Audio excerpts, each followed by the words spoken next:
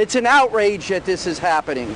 This is about to become the worst environmental disaster in the history of the United States. I am angry today. Today is a terrible day in the state of Florida and throughout the United States. But now we're talking about something that can be more devastating than a Category 5 hurricane hitting square in like Andrew. We know the oil's out there. We know it has a chance, a real chance, to wash up on our shores. We should have a plan in place now. What are we going to do if that gets into the loop and starts heading our way? This invisible poison, this invisible toxic brew that's going through the Gulf is not visible but underground and going with the currents.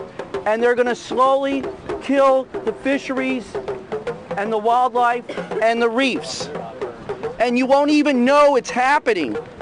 Some act surprised that this happened. And when you drill a hole into the ground a mile below the sea and then go another 10,000 feet below and you lose control of it, that to me is something that should have been expected. I can't stand to think that something we're doing out there could harm the animals and harm our water.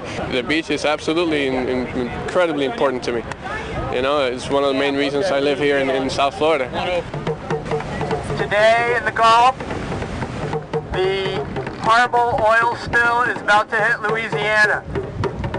It's going to be devastating, but it's not going to end there, unfortunately.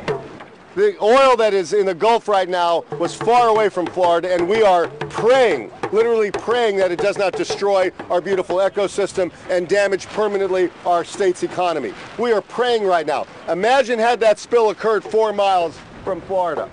If the oil lobby has an opportunity to put rigs within 4 miles of our coast, they will. The issue of this oil slick is something that we need to be prepared to deal with. That in Broward, they're preparing for booms, they're preparing for the worst, and I don't see that happening at the level that I'm comfortable with in Miami Beach and Miami-Dade County. And I'm angry that people have not looked out for our rights. So today is a day to send a public statement to hold our public elected officials accountable for their actions. The thing that draws us all to this community is the beach itself, the weather, the sunshine, and the natural beauty that we have in our city. So we must stand up and we must protect this.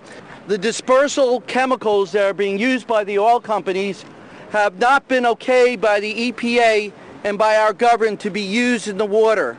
The outcome of this is a toxic brew that's being put into the Gulf that when they make contact with the wildlife will kill, maim, and destroy mammals, marine mammals, as well as plankton, as well as coral reefs.